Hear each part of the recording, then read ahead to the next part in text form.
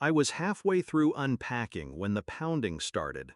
3 sharp knocks, then voices, angry, familiar. I froze. My family had found me. For 2 months I had carved silence out of the chaos they had tried to drown me in. 2 months of no phone calls, no emails, no endless guilt-tripping messages about family sacrifices. I had lived in peace, finally, until tonight. And as I stood at the door, listening to them shout my name, I couldn't help but think back to how it all began. It started with a vacation, something simple, a week away from the grind, just me and the ocean. I had saved, planned, and waited for it. It was supposed to be mine. But when my sister found out, she smiled like it was already hers. That week? Perfect. The kids are off school. We'll come along. I laughed at first, thought she was joking. She wasn't. When I told her no, that it was my vacation, my money, my time, she went silent. Then the texts began. Long paragraphs about how selfish I was, how family comes first, how her kids needed the trip more than I did. My parents sided with her, of course. Why can't you just be flexible? You don't have kids. You don't understand. That was their favorite line. I didn't understand. But I understood perfectly. I was their scapegoat, the single one, the expendable one, the one expected to bend because everyone else had children, spouses, families. They told me I didn't matter as much, not directly, but every action, every demand screamed it. So when I didn't change my plans, when I boarded that plane alone, they declared war. It started small, passive-aggressive messages, group chat ambushes, relatives chiming in with lectures. But then came the real venom.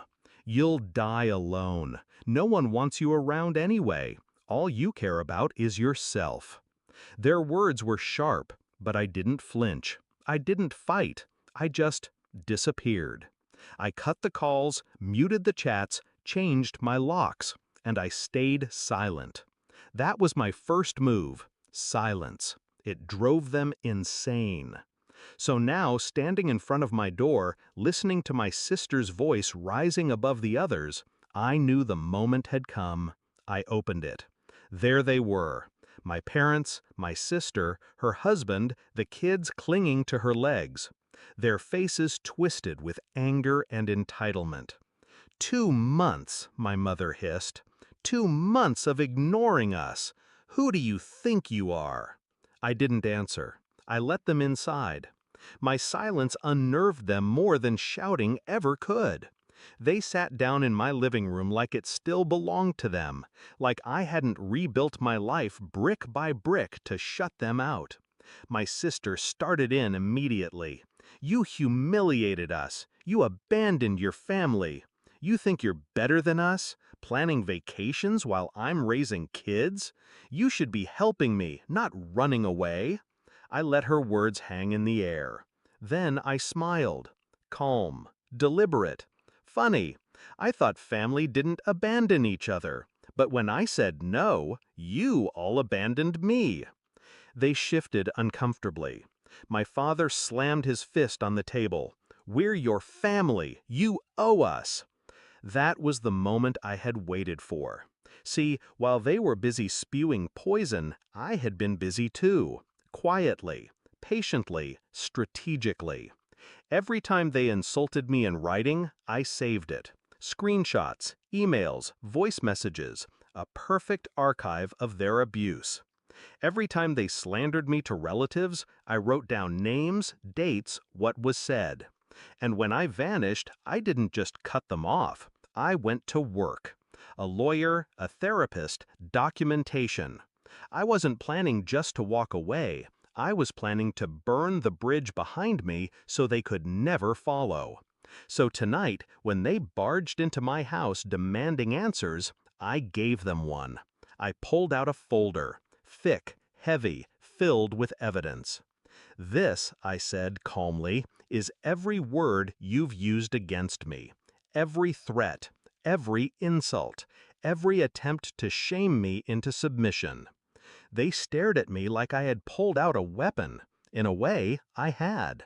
If you ever try to harass me again, if you show up at my door, attack me online, or spread lies, I won't stay silent anymore. I'll take this to the police. I'll take it to court. And you will lose more than my silence. You'll lose your reputation, your comfort, maybe even custody. My sister's face went pale.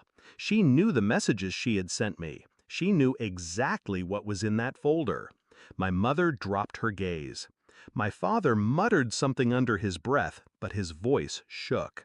I leaned forward, my voice low, deliberate. I don't owe you anything. Not my money, not my time, not my life. The only thing I owe myself is peace, and I will protect it, no matter the cost. The room was heavy with silence. For once, they had no script, no guilt-tripping phrases, no practiced outrage. They left, eventually, stumbling out into the night, whispering among themselves, faces pale with the weight of a truth they couldn't spin. And me? I closed the door behind them. I didn't cry, I didn't shake, I didn't feel